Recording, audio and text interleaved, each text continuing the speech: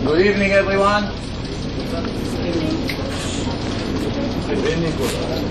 Thank you to Yaniv from Chazak for helping organize. People like Yaniv have a special VIP place in Olam Haba, because it's much harder to bring the people to the lecture than to make them religious while they're there. Because the heart of the Jew, once he hears Divrei Torah, that's it. It melts his Yetzer Hara. But to bring him to the lecture, that's the hardest part, I always say. So everyone who will hear this lecture, I want first to encourage them to promote more lectures. We need more Yanivs, many, hundreds, thousands we need. If everybody will help to approach 30, 40 Jews in 1 year, there will be revolutions, spiritual revolution. And to host in the houses, to find houses to do lecture. Sometimes people don't want to make a lecture. They have to be clever. You have to tell them, oh, it's your anniversary, or birthday, or Yortzeit, or Chanukat Bayit. Find a reason why to make a lecture. Because the most important thing is the Divrei Torah, not what the rest. It's really not so important.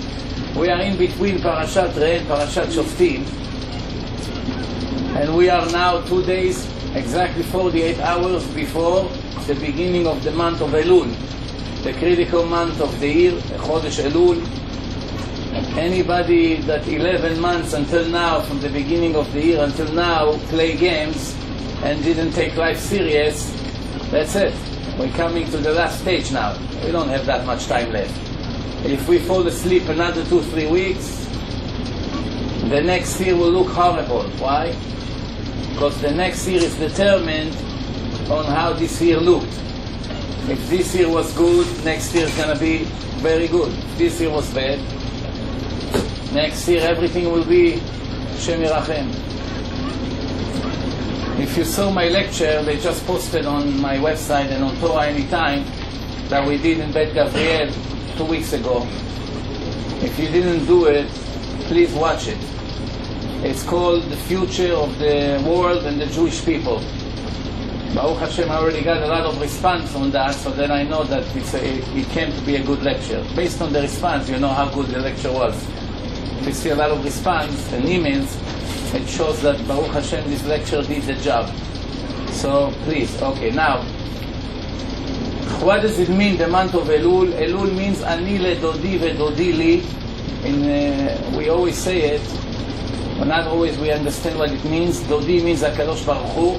Ani ledodi, I am the servant of Hashem, and if I do my job, Dodi li, then Hashem is going to serve me in everything I want. I want this, I want that. Hashem is willing to serve me. Why? Because I paid my dues first. Why wouldn't Hashem help me? That's actually obviously His interest to help us out.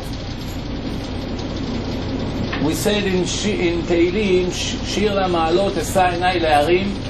In the middle of the Mizmor we say, Hashem tzilcha al yad yaminecha. Hashem is your shadow. Why? Because the shadow always behaves like the body. You walk, the shadow moves with you.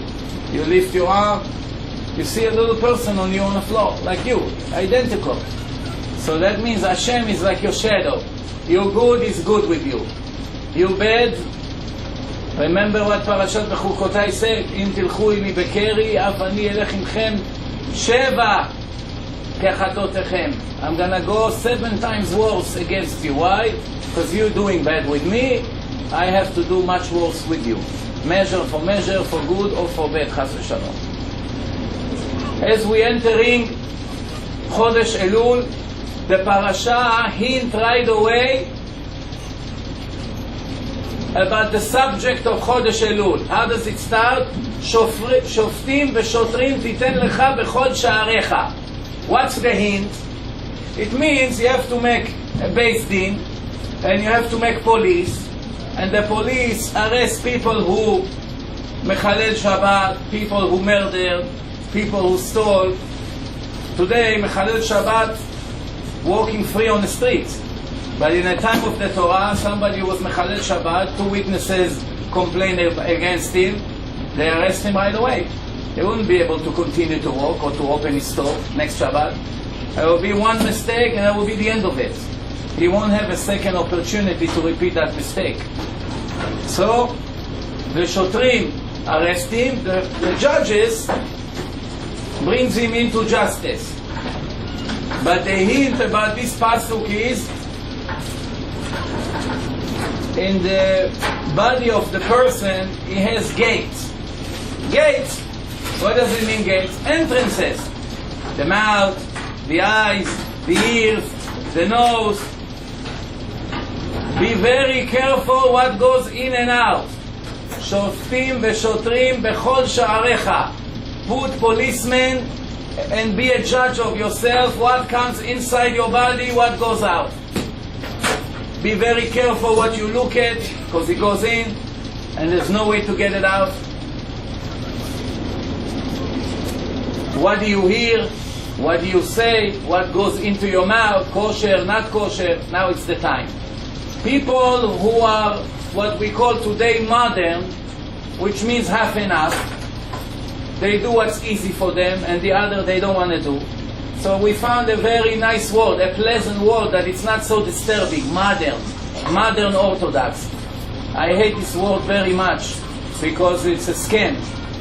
There's nothing like this modern religious and primitive religious. It doesn't work that way. The religion has only one face. It was always the same truth from the time Hashem gave us the Torah until this minute. Hashem never gave us any hint that now we can be more lenient. If any, with what's going on today in the world, we have to be much more strict than before, not more lenient. So all these people who does some, and some they ignore, now it's the time, Chodesh Elul, to correct. Still not late. If your Shabbat was not so strict, you have another 4 or 5 Shabbatot until Rosh Hashanah, which is the judgment day. Show Hashem that you do your best. Everything goes on after the end. After the end, what everybody remembers, it's what was the end. If a student comes to the year and he learns 90% of the year he wasn't such a good student, but the last month, he's in 8th grade, he was a star of the yeshiva. When they have to recommend him to the next yeshiva, they will remember the last month, not the other 9. Why? This is what he is right now. Same thing Baal Tshuva. There's halacha, we cannot remind the Baal Tshuva what he used to be. Why? It's irrelevant. What is he today? Doesn't matter what he was then. If you have doubts about what I say, I want to remind you that Yoshua ben Nun, that HaKadosh Baruch Hu said that Moshe Rabbeinu cannot put one of his 2 sons to inherit his place. The sons of Moshe Rabbeinu couldn't take his place. Who takes his place? Yoshua ben Nun. His student, his talmid, his servant. What's the reason Yoshua ben Nun is taking his place? One reason, he never moved an inch from Moshe Rabbeinu all his life. He was attached to him, followed him, he was faithful to him. One reason, believe it or not, he was cleaning the synagogue. When they daven, everybody goes, leave their tissue. In the old days, nobody dared to blow his nose and leave the tissue on the table and wait for the gavai to come clean it. People had manners. But still, you have to move the chairs, the tables, make sure the air condition is working in the desert over there. They had ananei kavod, That was the air condition, not a joke. The ananei kavod was cooling the heat of the desert for 40 years. That's one of the miracles of the 7 ananei kavod. Cleaning the laundry, doing the clothes. 40 years they didn't have to change their clothes. Today, every week we're trying to get something new to wear. There's a lot of sheikhiyanu during the year just about the new clothing. Why? A person is so empty in this generation that he's always looking for something to make him happy. A person that is full spiritually, nothing in this materialistic life can excite him. Nothing. Nothing should make any impression on him. The more empty he is, the more he depends on materialistic things to make him happy, which is a false happiness. It's an illusion. And it's also temporary, 1 day, 1 week, and it's over. Spiritual happiness, it's something nobody can kill. It stays forever in a person.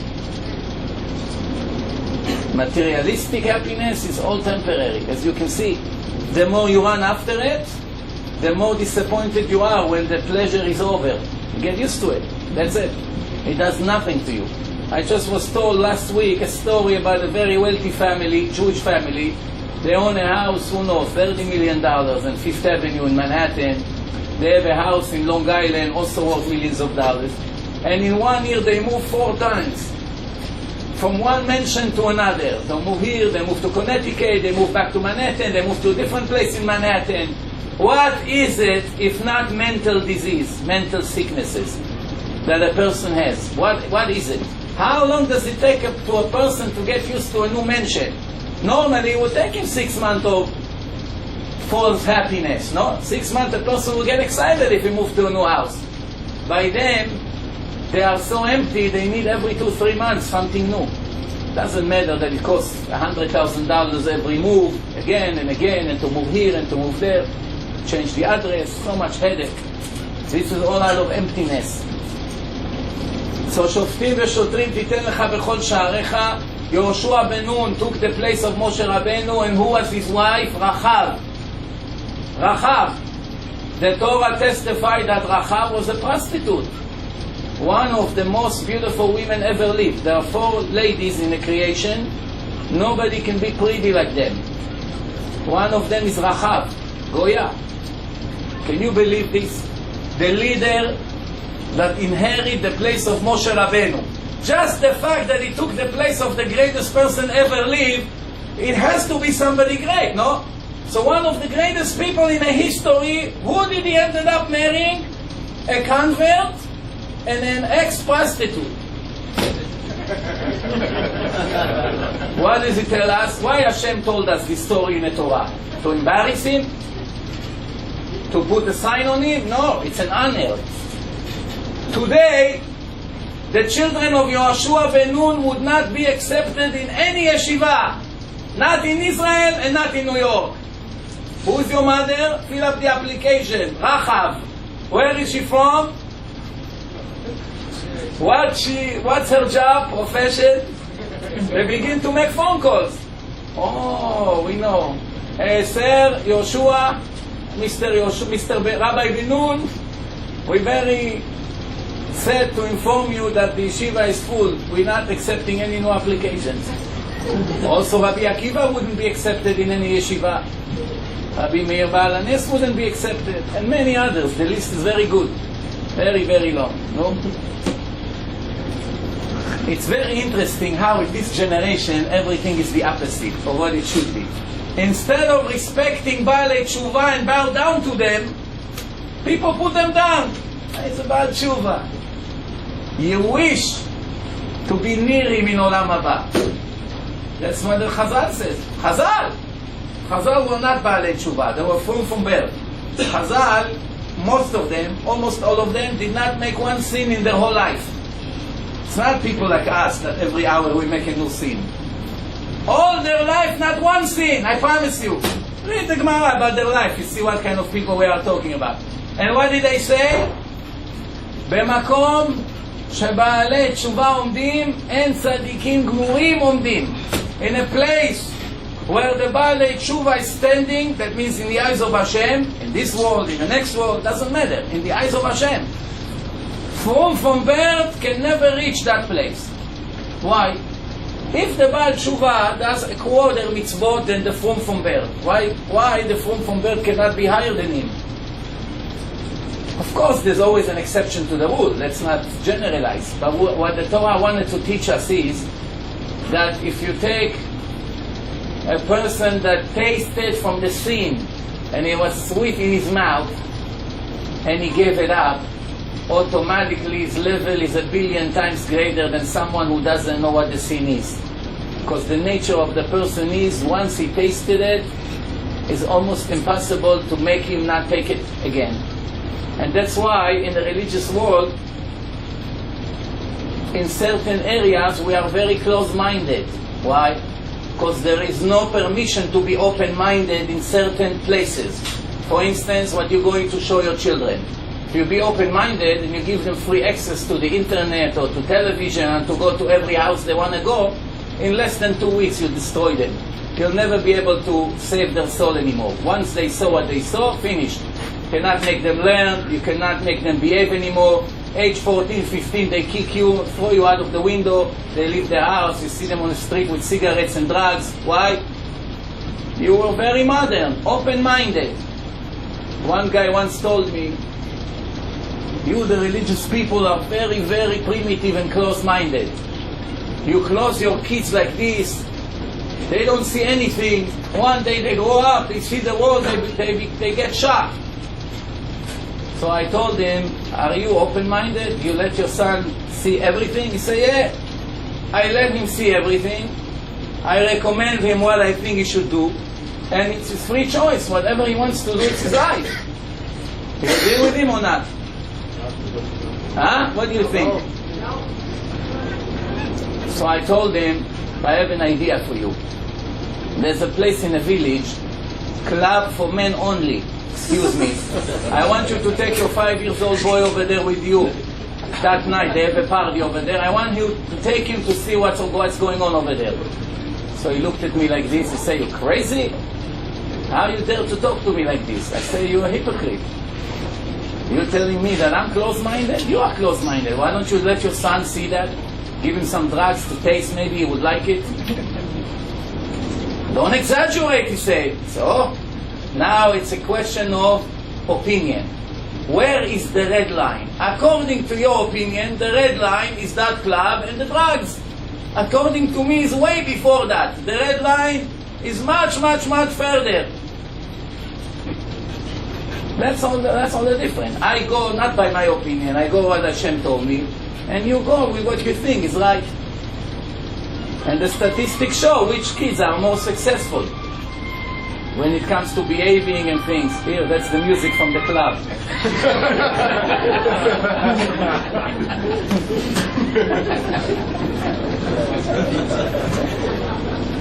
The screen. The Torah continues. The parasha starts like this. Make sure never to twist the justice. Be a fair witness. Do not receive any bribe. Follow justice always. Search for justice. Tzedek tzedek tirdof. Leman tichyeh. That you should live. I always use this example when it comes to different content. If you ask a person today, what's life?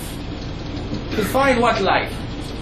What people would say, driving a car, getting up in the morning, eating breakfast, having a wife, having children, have a hobby, sports, clubs, vacations, work, money, to be rich, to buy nice jewelry. That's what most people would say, no? Ask 99.9% of the people in the world what life is. Financial success. That's what everybody runs after.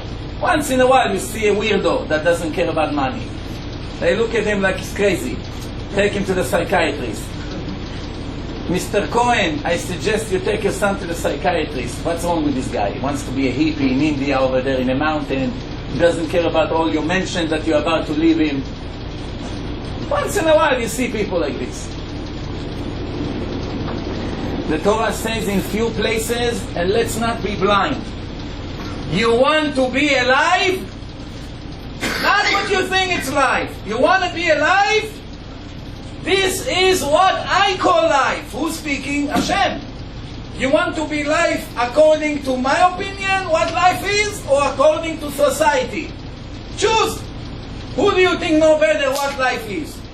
According to society, what they call life is death. It's a spiritual cancer, complete death. According to me, what is life? In one place it says, if you, in general, if you follow my mitzvot, my ways, etc., etc., what's gonna be? You should live. Just last parasha. For you and your children should live forever. Le'olam, it says. I don't know if you pay attention to the last parasha that we read. Parashat Re'eh, it says clearly, if somebody asks you, how do you know there is Olam Haba? Where does it say it in the Torah? People say Such an important subject, and Hashem didn't write it in the Torah? Of course He did, in few places. In one places in the previous parasha. What did He say in the previous parasha? להטיבך באחריתך. I'm going to reward you in your end. Which is next life. Where is the end? We see that nobody gets the reward in this life. Some people die of cancer, some people are in poverty, all kinds of sicknesses, old people are suffering, they cannot walk, they cannot see anymore. So where is the reward that Hashem promised to the righteous Jews? We never found anybody gets the reward here. The opposite, the Torah said the reward is not in this life. Torah says, and Hashem say, I will reward you in your end. להטיבך באחריתך. So that's a clear sign in the Torah for Olam Haba. But it's even better in last parasha, Parashat Re'eh. What does it say? Lecha, להטיבך, lecha ulevanecha ad olam. For you and your children for eternity. What is it eternity if not Olam Haba? If we live here 70 years, that's eternity? The Torah says life in this place, it's a blink of the eye. Keheref ayin. Oh, it's over. The Torah says when the people die, some of them are righteous, some of them are wicked. After the person dies and his trial begins, Hashem takes him to see his life, his previous life. He lived 80 years here. He showed him his life. If he was a tzaddik, his life looked like a very, very high mountain. And he's very impressed, the tzaddik. He said to Hashem, wow, I was able to pass such a mountain? What an achievement. And then he takes the wicked people and he showed them the previous life, kechut ha'se'ara, very, very thin. And they say, what? We couldn't pass such a hill? So it's nothing. Why? Because this is it. To make it sweeter. To appreciate your achievement. To see, oh, how lucky I was. Look what I just passed. So what is leman tichye that you should live? If you be an honest and decent person. And this is a cancer in the religious society today. Almost every person with a yarmulke doesn't follow this instruction. Almost with no exception. You can count on one hand in every area how many people are 100% righteous, strict, with clean hands. No interest, no faking, no cheating on the application, not stealing from the government, not fooling the authorities. Very, very little. And that's why we suffer so much. Because by HaKadosh Baruch Hu, it's very precise. Very precise. Oh, it's 100% honest, or it's only 50% honest. 50% honest means it's not an honest person. Out of 100 deals, 50 of them he cheated his customer. He's a crook. And sometimes a person gets used to this kind of lifestyle. He doesn't feel that he's Rasha. He built a synagogue. There's no blessing in this synagogue. Why? All the money is stolen. His children doesn't want to learn Torah. He goes crazy. Why? I learn Torah. I get them the best education. Why? Why are you doing this to me, Hashem? No, you did it to yourself. The tuition you pay for them, it's all stolen. Cannot be blessing. The food you eat is stolen. The matzah you eat on Leila Seder, it's stolen. It doesn't count a mitzvah for you. You come, you buy arbaat aminim, you go around like this, Hoshana, Hoshana, all week. Nobody Moshiach. Why? Stolen. The Torah says lachem, you have to own it. You didn't own it. Lulav הגזול לא יוצא לידי חובה. Every second you have an obligation to return the stolen good. Since you stole it, sometimes you don't even know who you stole it from. This is how the parasha of Rosh Chodesh Elul begins. The beginning of Elul, Parashat Shoftim. Shotrim v'Shoftim, Elul arrived. Police, court, wake up. I told my guests on Shabbat, we have Baruch Hashem, shul in my house, so we pray on Shabbat. And we made the Birkat Rosh Chodesh. We announced Rosh Chodesh Elul, and Thursday and Friday, 2 days. Nobody cared. We announced Elul, everyone is standing, smiling, enjoying the air condition, Baruch Hashem. Just 1 generation ago, when they made an announcement, Elul arrived, the rabbi make the bracha, he turns around, half of the shul disappeared. Where are they? On the floor. Fainted.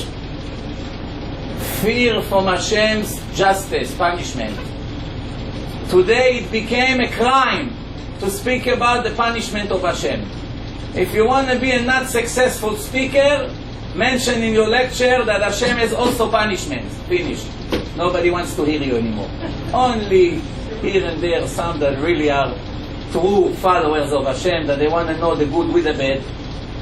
Most people are fakers. They only want to hear good things. One guy spoke to me last week. The poor guy married a Goya, and he has few children. The Goya went through a conservative conversion, wasting time and money. And now they got divorced, of course, like most of these marriages ended up very bitter. And the guy has very bad relationship with his kids.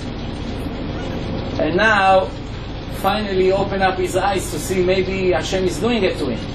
So I asked him, can I tell you the truth without you getting offended?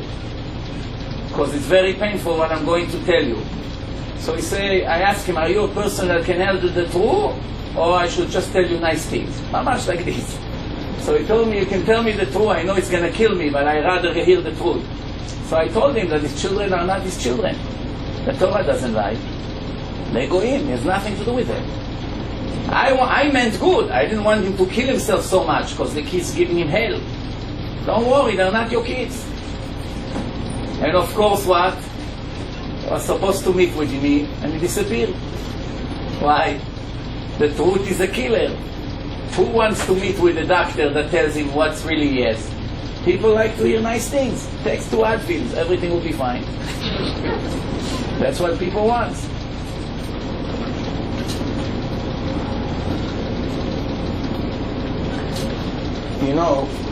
In the old days, the Rambam speak about 900 years ago almost, about people who worship idols. Which idols?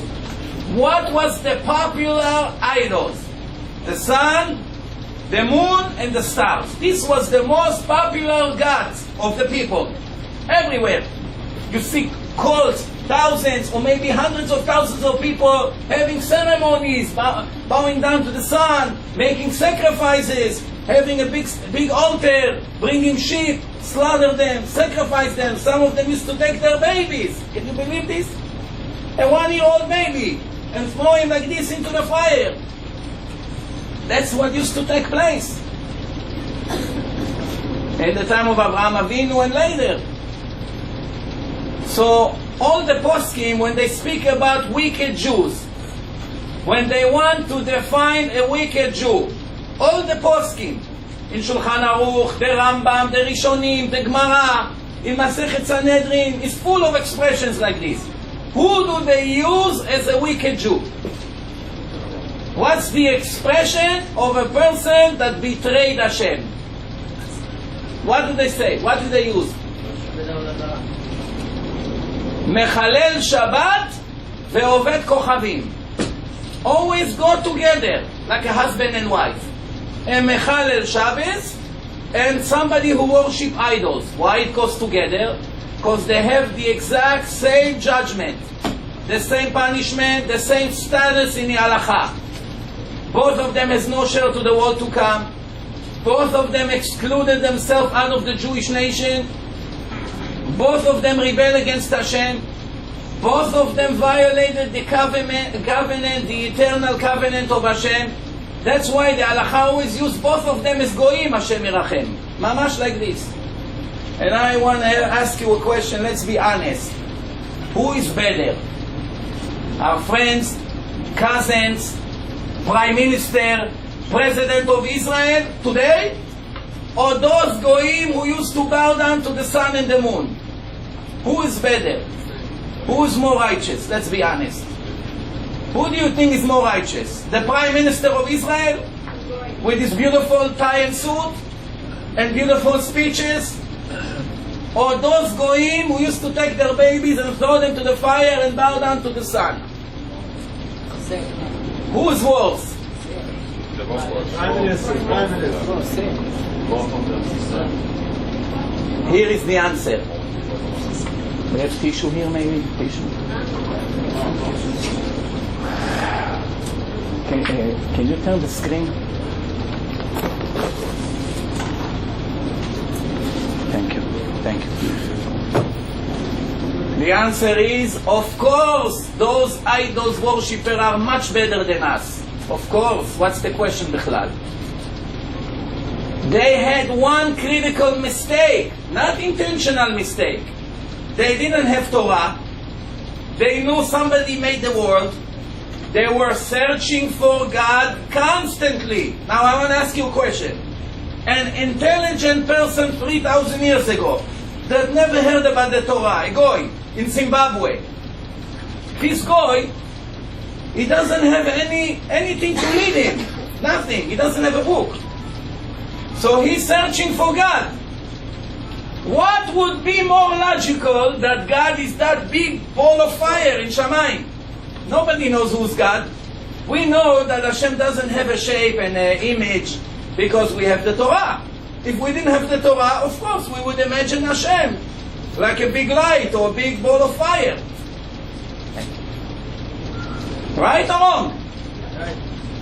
What do you think? These goyim, they were very foolish in one way, but in the other hand, we have to give them, we have to clap for them. Why? They were searching for God. They didn't know who He is.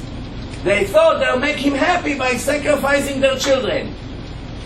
If God would come to us and say, I want you to prove to me that you tzaddik like Abraham Avinu, take your 1-year-old baby and throw him into the fire, for me, would we do it? Probably wouldn't be able to do it. We wouldn't. It would be very difficult for us. And if we would do it, we would be depressed for 30 years. Leave me alone, I'm finished. Come to Minyan, I can't. If you know what happened to me, you wouldn't call me to come to shul. It's depressed for 30 years, right? These goyim used to come, they want to be righteous in the eyes of God. So they did that. They were wrong, not intentionally. But what we have to look at, what are they willing to sacrifice to search for the Creator of the world? And we have the Torah in our hand. And most of us never read it once in their life. Once in their life, not once in their life from A to Z, to see what Hashem wants from us right away. Chodesh Elul, this is what it says. Ani ledodi vedodi li. Ani Aleph. Ledodi Lamed. Vedodi Vav. Li Lamed Elul. Rashi Tevot Elul. Abbreviations Elul. Ani finish with Yud. Ledodi finish with Yud. Vedodi finish with Yud. Li finish with Yud. Yud. 40 days. From Rosh Chodesh Elul until Yom Kippur, 40 days you can save not only your previous year, not only your entire life, not only your future year or future years, you can save your eternity. That's what the Gemara says in many places. יש אדם קונה עולמו ברגע אחד. One good move and everything turned around. Your direction, until now Hashem Yerachem, what you used to be. One great mitzvah you did, everything turned around. Remember, the mitzvot doesn't go by quantity. It goes by the quality of the mitzvot. Sometimes one mitzvah equal like 1,000. Sometimes one mitzvah equal like 100 million mitzvot. Give me an example which mitzvah equal like 100 million times putting tefillin.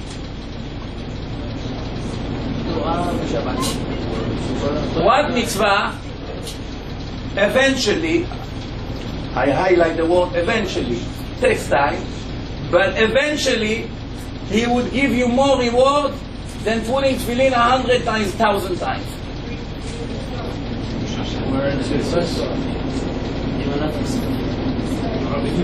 Was it b'tshuva? Saving one secular Jew and make him religious. One. That's it. You're set for life. Why? He will generate for you, him and his children and grandchildren until the end of the world will generate more mitzvot than anything you can think of for you. And sometimes it's $1. Just have to give him a disc. And nobody likes to do it. It's hard to believe. Nobody likes to do it. You beg people. What do? I have to do this, I have to do that. I'm embarrassed. I'm afraid he's going to get angry. What's the worst can happen? He's going to tell you, leave me alone, I'm not interested. What can happen? But I had one guy, the last lecture in Bet Gavriel, he came special to the lecture because he's getting married. I think by now he got married already, I don't know. He said, I want to give out every one of my guests a DVD. They're not Shomer Mitzvot. When will I be able to get all of them in one night? In my wedding. In his wedding! He's thinking to go out and give DVDs. That's what Hashem loves. You are a real faithful son. You care about my other sons? You care about your brothers? I love you. You don't care about them? I don't care about you. It's very simple. You can scream to me until tomorrow. Why should I help you? Why should I help you? How many times I told you in the Torah, give your life for the rest of Israel, Klal Israel. You egoistic. Measure for measure. I'm egoistic with you. Right or wrong? If a father sees that one brother is cruel to the other brother, and a minute later he comes to the father and he wants money. He wants to give him money or he wants to give him a smack? Why he likes to give him a smack? Because he just saw what he did to another Jew. He ignored him. The Jew was screaming. The Chilonim are screaming for help. I spoke to my friend in Israel. We used to do a lot of kiruv together. One of the greatest Jews I know, Shimon Navarro is his name. Now he lives in Telstone. We used to make seminars. So he stuck to kiruv. He tried all kinds of things, 10 years. Hashem showing, my friend, your mission in life is to save souls. Don't run making parnasa. Stay poor, it's better. Let's make people more religious. So he started now to go to Tel Aviv. Starting to go. So I told him, now when they had the religious people so much in Israel because of the media, how do you even have a chance to go there? I said, no, you'll be surprised. It's only for the first minute or two that they anti. Once you begin to talk, they'll give their heart to talk to you. Why? The soul is a Jewish soul. What do you think? The beginning, you're only approaching the dirt from the outside. Once you drill through the dirt, you go inside the soul. He's going to give you his life. Why? He knows right away. His soul right away woke up to life. Right away.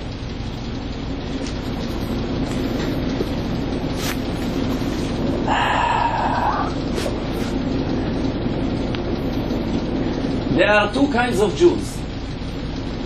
There are Jews who match themselves to the Torah. The Torah says you should not steal. I love to steal. I'm fighting with myself not to steal.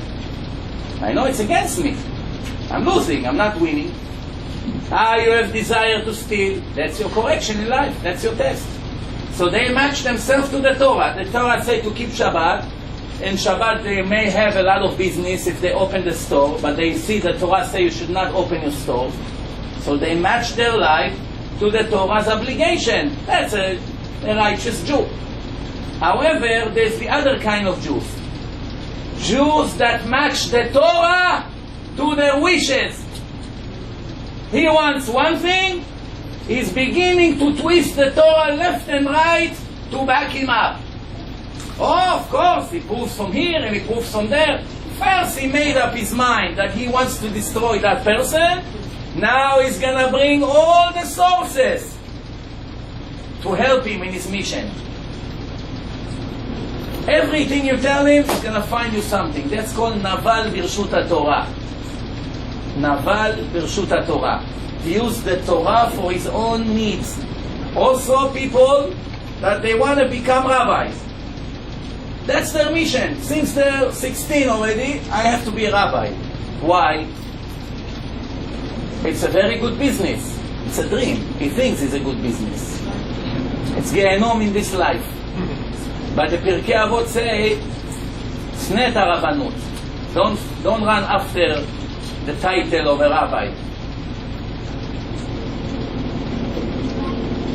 A rabbi is a servant of the public. Day, night, emergencies, 2 o'clock at night. A lot of people with depression are calling. Who they're gonna call? They have to call somebody that will not hang up the phone on them. And sometimes it takes an hour, 2 hours, sometimes it's every 2 hours. There's a lot of tests to be a rabbi. And in the end, if you really look around, the rabbis are not so wealthy. They are the last in the list. The last. But he has an idea, I'm going to be a head of a big shul, I'm going to have a nice salary, I'll be in control, I'm going to do this and I'm going to do that, and I'll be famous. This is called kardom. He takes the Torah and like a shovel, digging to places that he wants to get. Somebody like this, HaKadosh Baruch Hu cannot stand.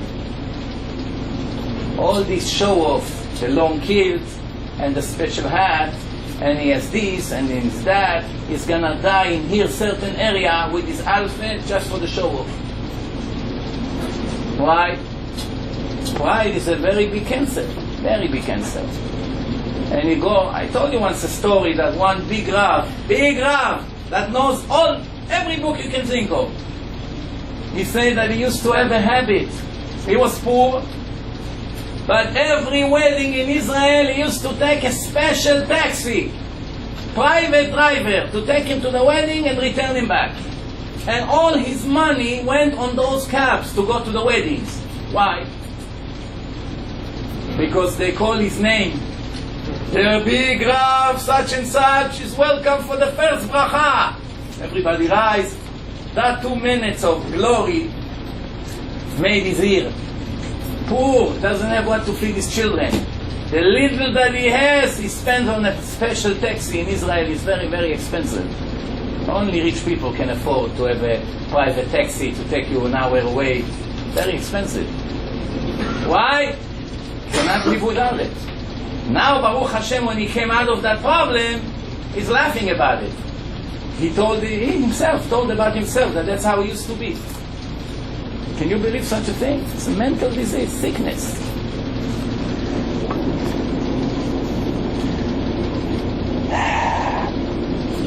Reuven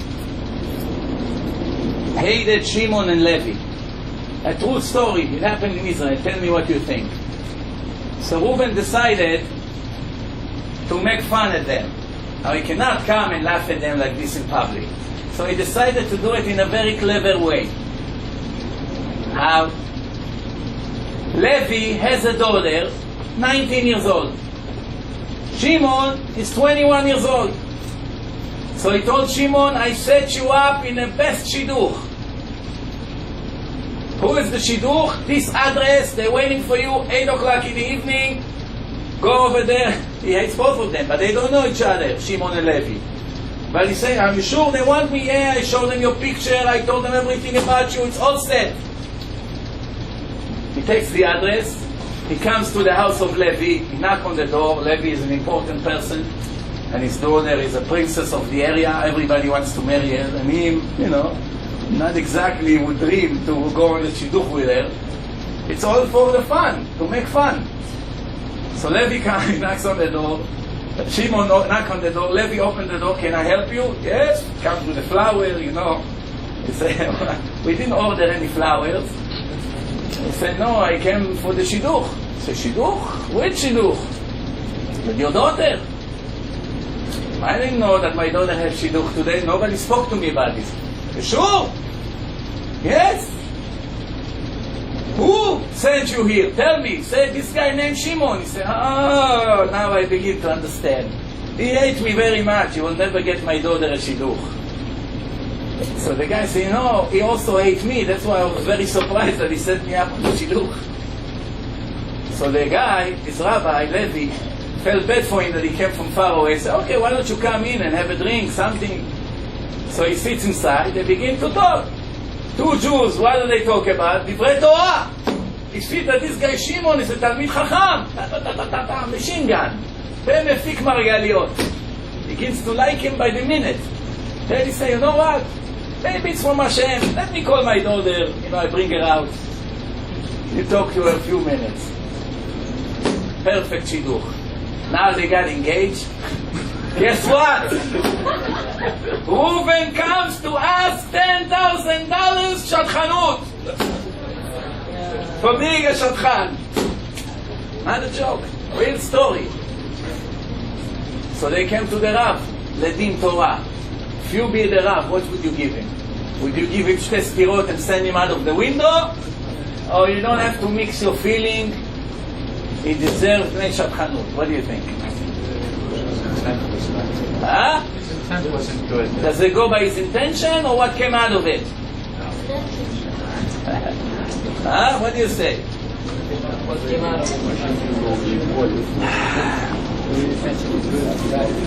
So the rabbi said, not only he doesn't get a penny, should hang up his signs all over the street for people to know what he did. Malbin pnei chavero barabim. He did not get a penny. If you came to kill a person and you stabbed him in some place, and in the end, thanks to that stabbing, all of a sudden you cure him in something else, you don't deserve any money for the cure. One woman went on a surgery. She had one kidney that didn't work. So they had to take a kidney from her husband and transplant the kidney to her. So when they came to remove the kidney from her husband, they removed the wrong kidney, the other side. Doctors, they can make mistakes sometimes. After they remove the kidney and they do all the tests, they check that that kidney had cancer in it, the one that they removed. Real story in Israel, a few years ago. So basically, if the doctor would not remove that kidney, in 3-4 months this person would die. And they will never know, because he didn't come to check for cancer. By the time he will find out, it will be the end of it. Now they sue the doctor for millions of dollars for removing their own kidney. And the doctor came and said, what is this? I saved their life, they're suing me.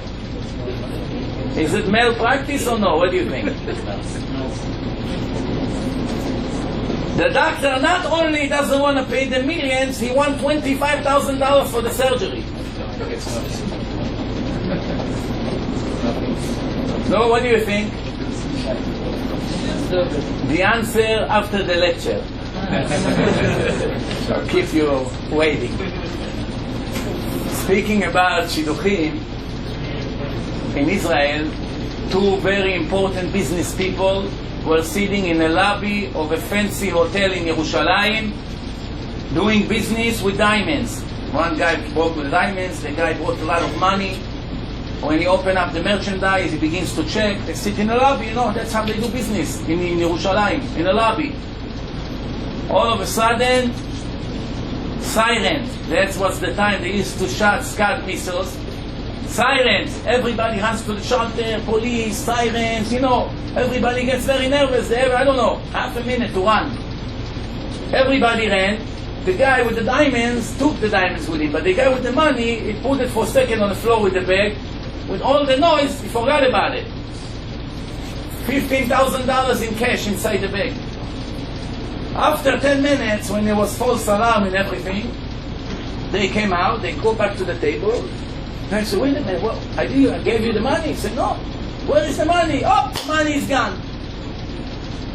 They go all over the hotel, the lobby, they wait looking for the money, asking people, nobody.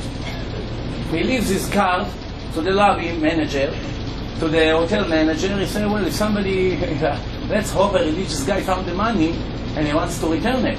After all, he was in a bag, there's a sign. So maybe somebody will return the money. And he went home.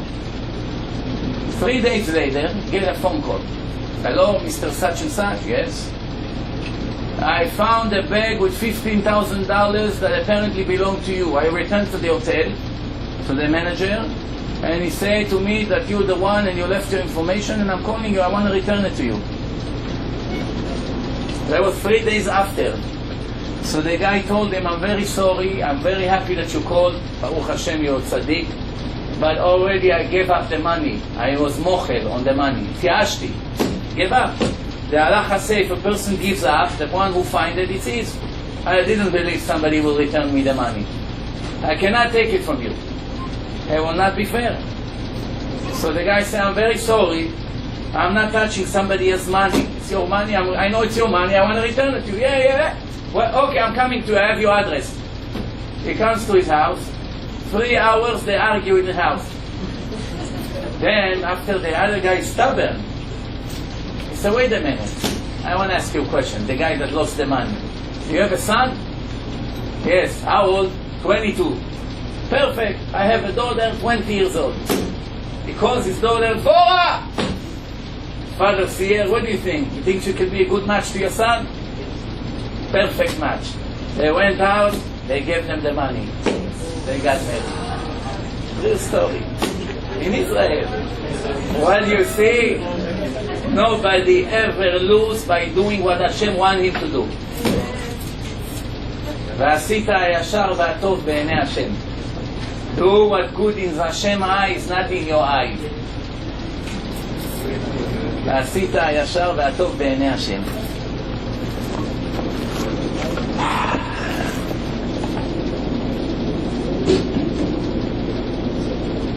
You know,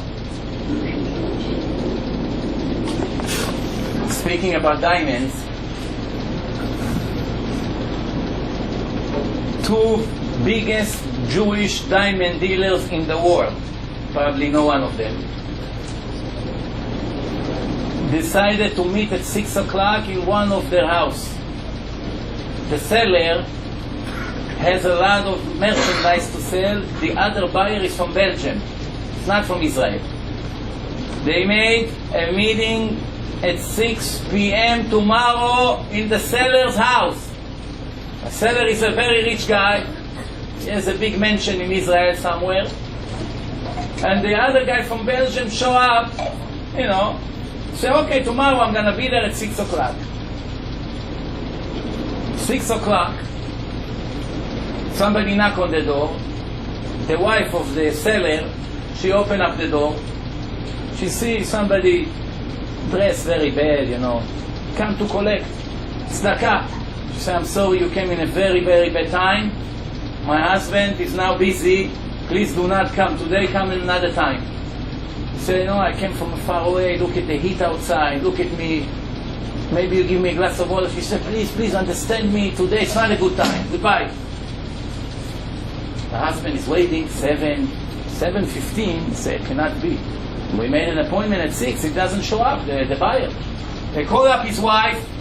She said, I'm very sorry, I don't understand. My husband left the house more than 2 hours ago. You're making me very nervous. He was on the way to meet with you. She's in a hotel somewhere in Israel. They call his cellular, no answer. 8 o'clock. 8:30, they called the house again. He picked up the phone. He said, hey, I'm waiting for you from 6 o'clock. So I'm very, very sorry. I'm very upset at you. I showed up in your house at 6 o'clock, and your wife threw me out like a dog. She thought I came to collect tzedakah. Very rich, she didn't expect him to dress very casual clothes. So she thought it's another beggar coming to ask for donation. They threw him out like a dog. More than $10 million her husband lost on that deal. I'm not coming back to you. I don't want to deal with you. For the insult. This, because Hashem wanted to show them in this life how much you lose by throwing the poor person without anything by the door. Some will not have an opportunity in this life to see, only when they get over there. But it's going to be too late to correct. Miriam, I'm not here. Once Rabbi Aderet say that there's one guy, when the Meshulachim knock on his door, he comes from the window and say, I'm not here today. Today I'm not here. He doesn't have anybody to come live for him. So he comes from the window, I'm not here.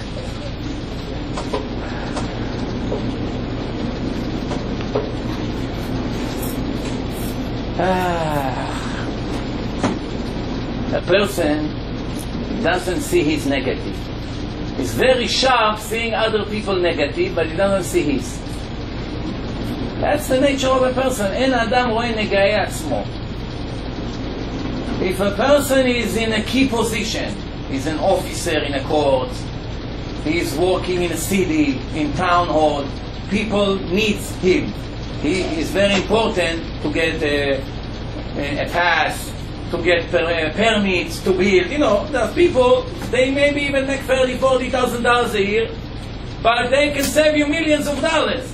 Usually these are the people who receive the bribe. Why? The city doesn't pay them that much money, and they get so much offers. Get me this permit, $500,000. Give me a bank account, I wire you the money. You make $30,000 a year, somebody offer him $500,000 in 1 minute just to sign a paper. It's a very hard test. That's what the Torah says, to be careful from shochad. Why do you think Hashem said that Kohen Gadol cannot marry a divorcee and a widow? What is the problem? First, you know, regular Kohen, he cannot marry to a divorced woman. But a widow, it's no problem. Once he become Kohen Gadol, it's the highest level, he is the one who go to Kodesh HaKodashim in Bet HaMikdash. Now, not only is not allowed to marry a divorced woman, not even a widow. Why? Why? What do you think? Why Hashem care that the Kohen Gadol is going to marry a widow? What's the problem? If Yoshua married Rachav, why Kohen Gadol cannot marry a widow? A kosher widow that had only one husband? Or even a divorced woman that she was married for 10 years, she couldn't have kids, her husband divorced her, she's righteous, she didn't sin. What's the problem? Guess what? You won't believe the answer. The answer is because maybe the Kohen Gadol, who we are talking here about? The greatest person in the whole world, not only in Israel, in the whole world. They prepare him all year for that minute or two that he goes inside Kodesh HaKodashim. The entire fortune of the nation of Israel depend on his prayer. They tie his leg with a rope, because if he may think something wrong inside, he falls and dies. That's how holy it is. And they pull the rope out, because nobody can enter there. So since they cannot enter, they pull his body out. This is who we're talking here about. And Hashem said, maybe he would love a married woman. He see a beautiful married woman in one of the weddings, or I don't know where, and he likes her. Obviously he cannot cheat on her husband with her. So he's going inside Kodesh HaKodashim. He has such a power, he's going to pray that this person will die, that he can marry his wife. That's why Hashem said, you cannot touch a divorced woman, you cannot touch a widow. You never harm any other person. Why? The desire of a person to the ladies is so strong that even Kohen Gadol has no guarantee to stay clean. What are we going to say in this generation? You understand what's going on here? Kohen Gadol, who, speaking to Hashem, he may be like a married woman, he has his own wife. No, he wants another wife. He must have a wife, you know. Some of them have extra wife, in case something happened to his wife right away, gets married, not to stay alone. Kohen Gadol. The Gemara says story in Masechet Gittin. Mar Ukba came to ask Rabbi Elazar that there is one Jew that disturbs him and doesn't let him learn Torah. Every time he comes to learn Torah, that Jew comes and bothers him. He gives him hard time. So he asks him, am I allowed to turn him into the Goyim, to the Romans, to the police? And obviously, if I'm going to turn him in for what he's doing, he knew something about him that they're going to kill him. Why am I telling you this story? Let's see who is clever here. What do we learn from this story? By the way, the answer was no. The Rav told him, you're not allowed to turn him into the Goyim. Knowing they're going to kill him, you're not allowed. But what are we learning from this story? Who asked the question? One of the important Rabbanim in the Talmud. Everyone that his name is mentioned in the Talmud could be Mechayem Etim. He knew enough secrets in Kabbalah to revive a person's dead, to bring his soul back into his body. That's how great they were. If not, his name is not mentioned in the Talmud. How to believe? So he comes to ask Rabbi Eliezer, the big Rabbi Eliezer. What's the answer? No. Why am I telling you this story? Everything has deepness in it. What are we learning from this story? That according to the Hava Amina in the Gemara, Hava Amina means a possibility. When someone asks a question, that means it was possible. Otherwise, you wouldn't dare to ask this question, right? That means even though the answer is no, according to one of the greatest rabbis in the world, he wasn't sure. Maybe you are allowed to turn him in. Why? He's disturbing a person that learns Torah. So what are we learning from here? How dangerous it is to play with fire, that you disturb a person that sits and learns Torah. Sometimes you have a delegation within a person. If you find out that that person is learning Torah, sitting in yeshiva and learn Torah serious, maybe you're right. But how can you play with fire? Maybe you're right. Maybe you have a boy, maybe he makes noise at night when he learns Torah. Or maybe he sings when he learns Gemara at 12 o'clock at night. Hard for you to fall asleep. Maybe his air condition is staying until late and it's hard for you to sleep. Yeah, right. You have a case. But you cannot treat a Jew that learns Torah like a Jew that doesn't learn Torah. It's two different sections completely. Why? What's the greatness of those who learn Torah? Every Jew who learns Torah, all of us owe him our life. Even if we don't know him. A Jew that learns Torah knock on your door, you have to treat him like almost like he's God. Why? The whole world exists thanks to him. Where does it say it in the Torah? Hashem says. If Hashem didn't say what, I'm making the rules. Im lo briti yomam v'layla chukot shamayim v'aretz lo samti. If not my covenant that Jews are learning Torah around the clock, the world cannot exist 1 second. Destroyed immediately. What keeps the world going? The learning of the Torah. Chacham Ben Zion Abba Shaul, Zecher Tzadik Livracha, on his way to the yeshiva, he saw one avrech, a guy that learns in the yeshiva, read an ad on the wall.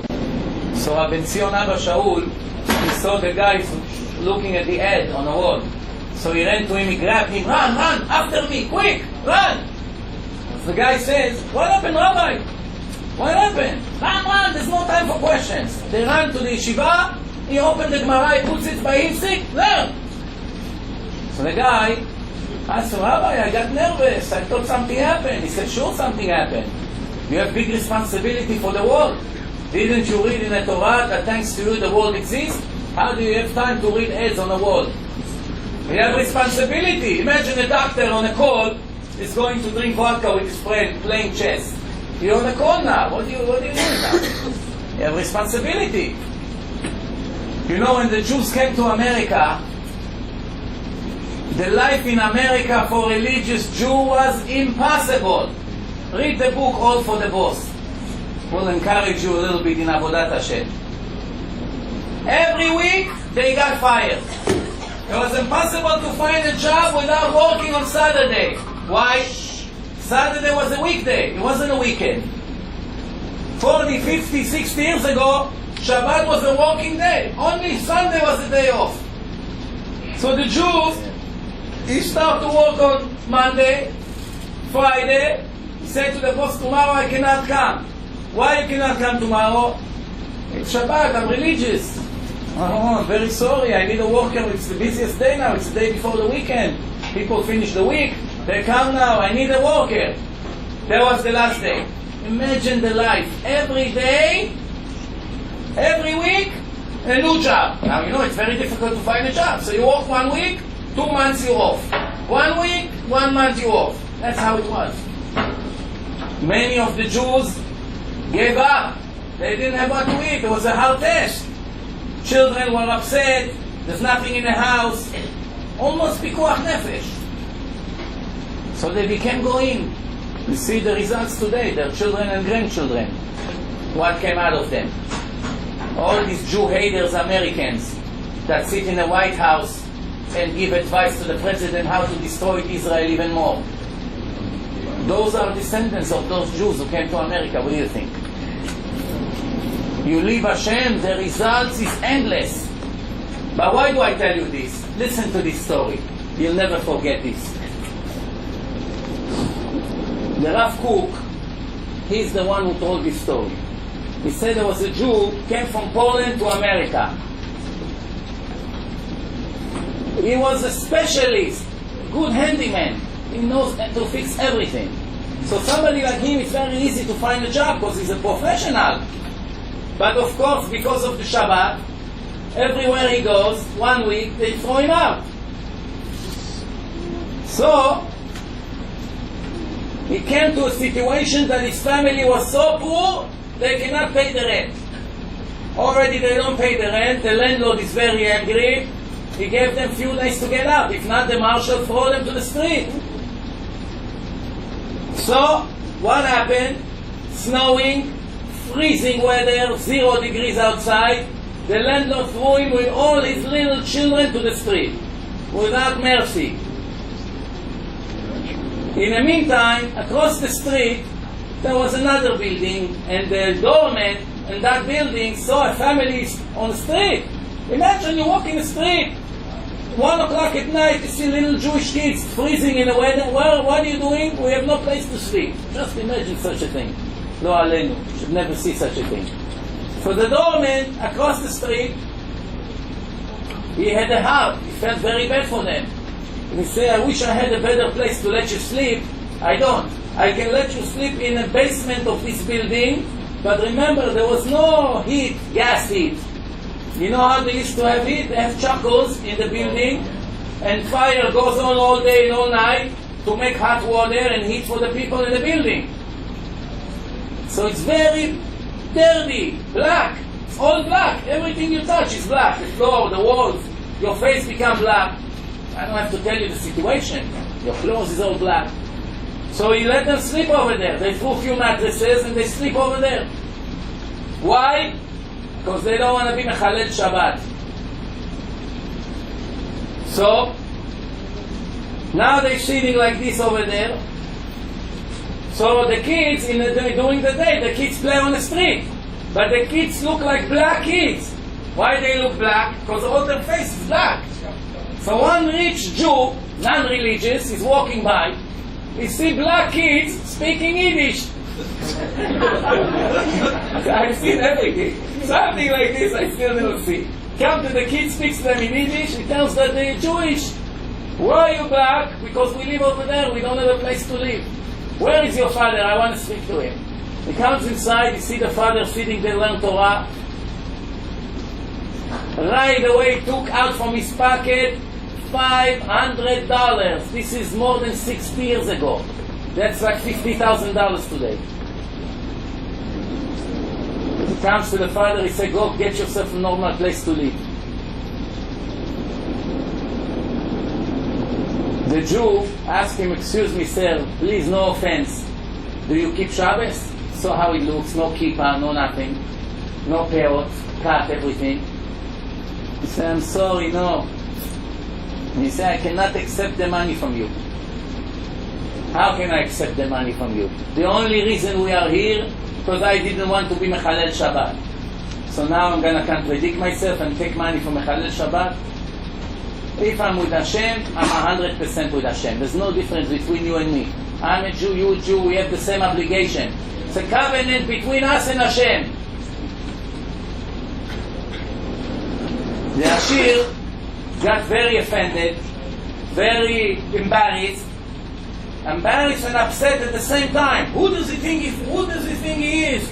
He comes to his wife, he's angry. Guess what happened to me? I walk in the street, I come to help them out, I give him $500. And the guy throw it back to me and say, I don't want it because you're Mechalel Shabbos. Guess what happened? The wife started to scream and cry. He's right! He's right! When you came to this country, you promised me that we're going to be Mechalel 2-3 Shabbatot and that's it. And now we became rich. You forgot about the Shabbat. I'm eating my heart for years like this. He's right, it's a sign from Hashem. You must now it's the time to become a Shomer Shabbat. Go give him the money and tell him I'm becoming Shomer Shabbat. She's fighting with him. He doesn't want. He wants to go play golf with his cigar on Shabbat. How can you live without it? The boy went inside. Very good. Baruch Hashem, we came to this world for this moment. What would we do without that little white ball?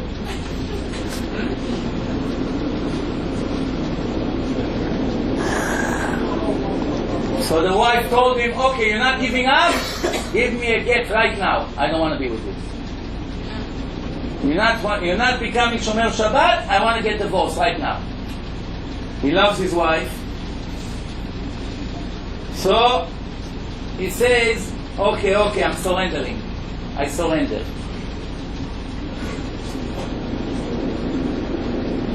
From these two families, the Jew that was living in a basement and that rich Jew, which gave him finally the money and got him out of there, two of the Gdolei Ador of America came out. The biggest rabbi in America came from the one from the basement, and the second one came from the rich guy that became Shomer Shabbat. Why am I telling you this story? If you are devoted to Hashem and you're faithful to Hashem, you have no idea how far your mitzvot can travel. You have no idea. One day you come, you cannot believe. You cannot believe. This Jew, show Hashem, no matter what happened, he keeps Shabbat. Not only he stayed Shomer Shabbat, he saved the soul of that rich guy, and he had a son. His son became one of the Gdolei Ador, both of them.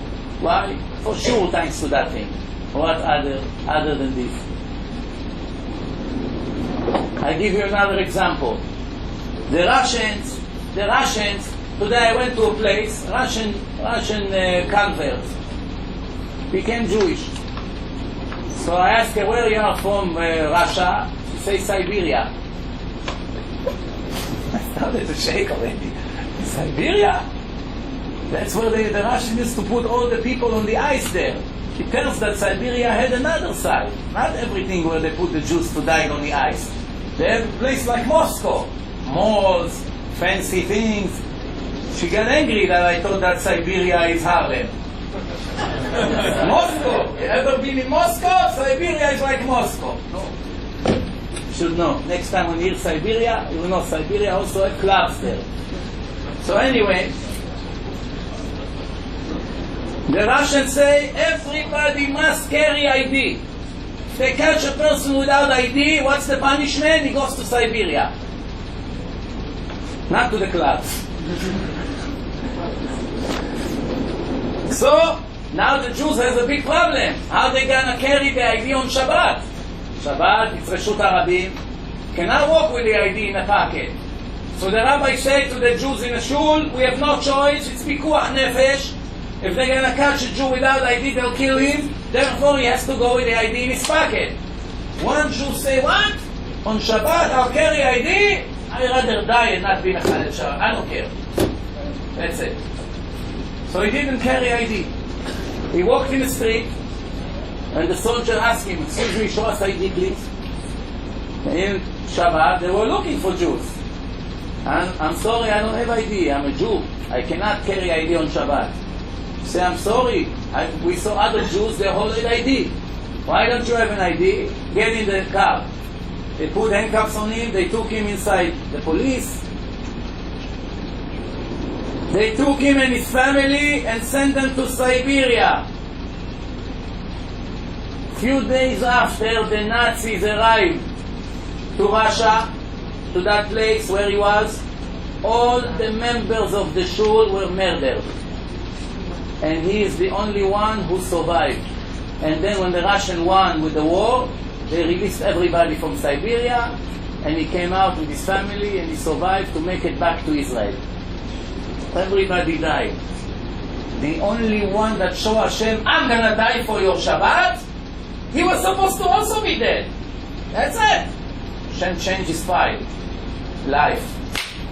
That's called יש אדם קונה עולמו ברגע אחד. You have to learn from these heroes, not from all these Jewish losers on the news. Money, money, money. That's the real winners. Those who are willing to give their life for Hashem, for the truth. That's a brave guy. We don't have such guys. We are brave like this. Little thing in a business, whoa, maybe they're gonna take my bonus away. He's willing to eat pork. Why? Maybe $1,000 a year is gonna lose. It's practicing, like weight, lifting weight. In the first week, it's 5 pounds. A year after, it's 50 pounds. Same thing emunah. First week, you have a little emunah. Second week, a little better. After 50 years, you're a mountain of emunah. If you walk out on emunah, like everything else in life. The last story for today, and I'll send you home. One son came to his father and told him, Father, I want $10,000 to go to India for 1 month. The father said, what? $10,000? You crazy? I have to sponsor your trips? He said, no. He said, you're not keeping mitzvot. I'm begging you every day to put tefillin. You don't want. Now you want money from me? But you know what? I'm not like you. I'm willing to give you the $10,000 in one condition. If you put tefillin 3 weeks, every day, you call me, I send you the check, $10,000 to whatever you're going to be. And I said, Bill, they shook hands, the guy is happy. He gave him in the meantime $200-300 to try, to start. Then he calls him after a week, Abba, what's with the money? You prepare it? Sure, it's ready to go. You're putting tefillin every day? Yeah, sure. Every day, sure. No problem. The money is ready. A week after, Abba, what's with the check? Send it. It's going to take time until it gets here. You're putting tefillin every day? Don't worry, the check is on the way. A week after, he still didn't get the check. He called up his father, hey, you fooling me? It's not fair. We made a deal, no? Wait a minute. You're putting tefillin every day? So why do you worry so much? We made a deal. The check is on the way. He'll have it, I promise. Another week went by. It's a month already. Now he has to come back soon. Call up his father, you fooled me. Where is the check? The father started to have tears in his eyes. Where is the check? How you fool? You're lying to your father. The check is inside the pouch of the tefillin. This is what HaKadosh Baruch Hu say to each one of us. Your olam haba is in your pocket. Just do 1, 2, 3. And we call to ask, Hashem, why I don't have parnasa? The parnasa was shipped to you. But you ruined it with your chilulei Shabbat and stealing and cheating.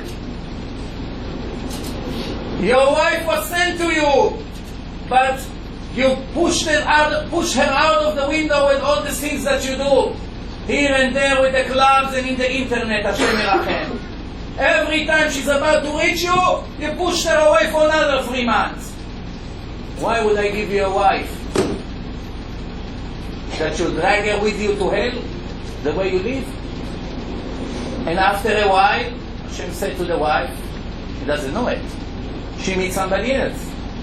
She doesn't know that her shidduch was this guy, but he lost his opportunity. Somebody came and took her from him. Ikdima. Shema, it says in Chol HaMoed, we're allowed to get engaged. Why? Shema yavo acher v'yakdimena. Maybe somebody will come and take your wife away from you if you wait another week. Why? Playing with fire. One more sin. The scale turned around to the negative side. Moshe came and took it from Yitzchak. And when they come to Shamayim, they show Moshe this was supposed to be your wife, not the one who gave you hell. So why did you give me hell? Because of this and this and this and that.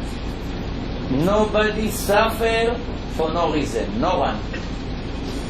You don't have parnasa. Hashem is in charge of this. He knows why.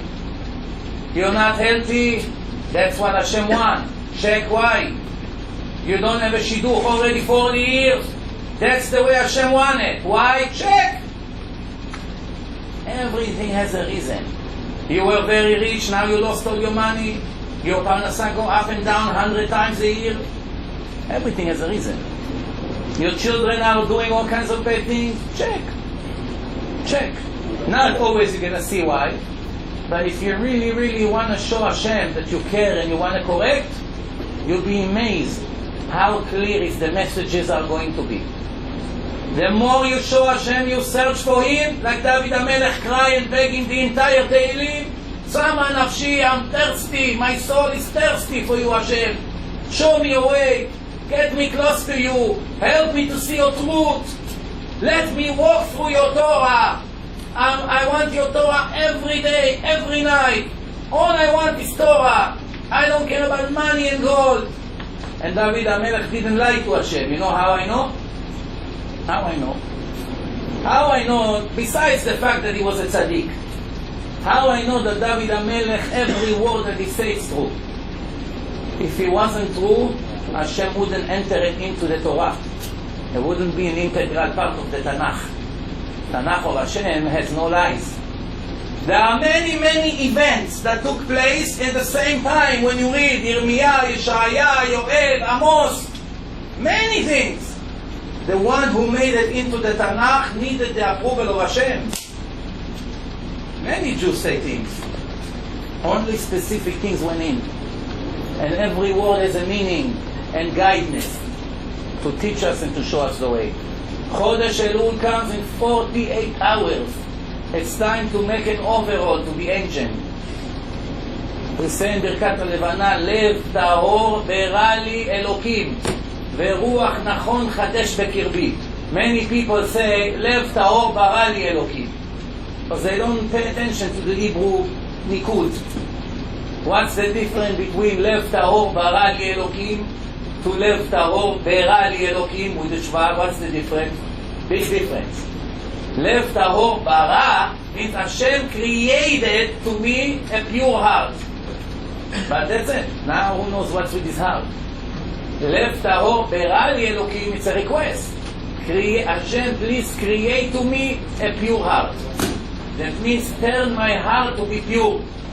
Veruach nachon chadesh bekirbi. And renew my spirit, my neshama. What? If I was Esav, make me Yaakov. Why? Even for this, we need to pray to Hashem. What do you think? Help me to be able to put tefillin on time. Help me to get up on time in the morning. The day of the Jew, if he doesn't start in the right time in the morning, the entire day is lost. No blessing in the rest of the day. You see all these people who show up to the shul 10 o'clock in the morning, it's big Chilul Hashem. Big Chilul Hashem. The Satan in Shamayim is pointing at each one of them to show Hashem, look at your lazy children. And look at the Arabs, 5 o'clock in the mosque. Look at this murderer. Look at this Hamas. Look at this Al-Qaeda.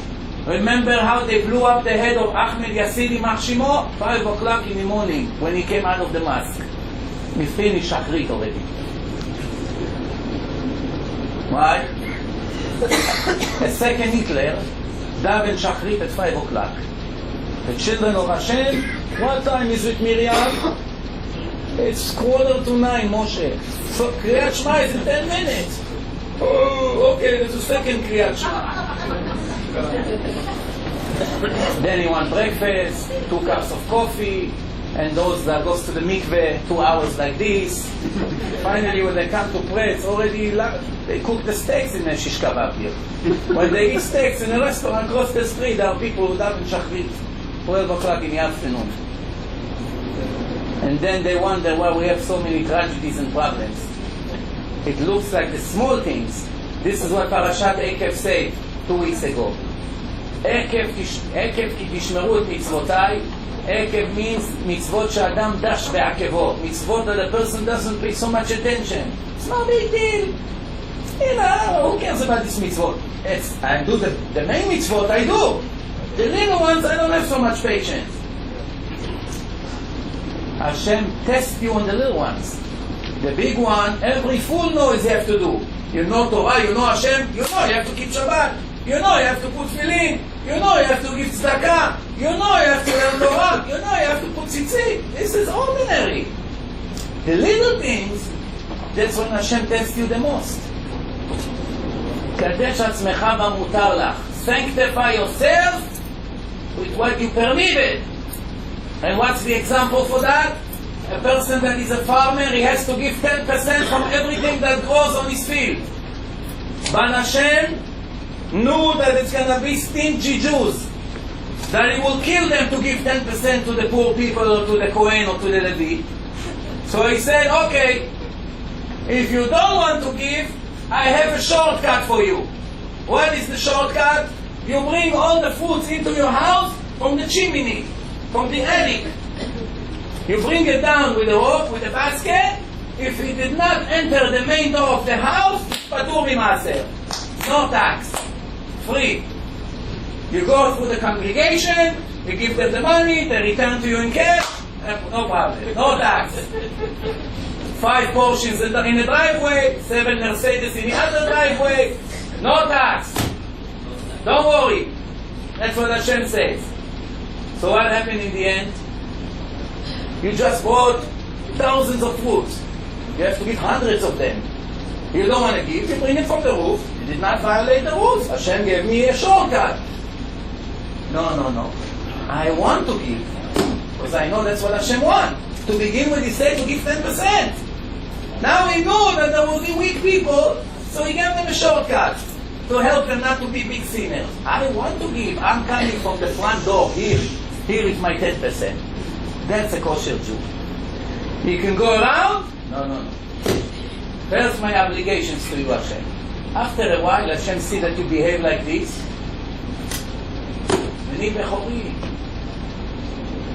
Hashem is praised in Shamayim with every Jew like this. Why? Remember the words of the Gemara. כל העולם ניזון בשביל חנינה בני. I feed the whole world thanks to my son Hanina. Which Hanina? Hanina ben Dosa, one of the rabbis. והוא די לו בכף של חרובים מערב שבת לערב שבת. And what does Rabbi Hanina ben Dosa eat? Carrots. You know the black carrots? It's like stick, sweet with peas inside. Carrots. Nobody even knows what it is. Carrot. Nobody wants to eat it. It's like eating sticks with sugar on it. Sticks, wood with sweet and low on it. That's what it looks like. Rabbi Hanina ben Dosa eat carrots and he doesn't want anything. And thanks to him, all the wealth is coming to the world. If Rabbi Hanina ben Dosa would live in this generation, the Chilonim in Israel, on the internet and on the news, will call him Parazit. Go to work. What are you doing all day learning Torah? Go to college. He's eating thanks to him, and he puts him down. You understand? That's why Chazal called this world Alma de Shikra, Olam HaSheker.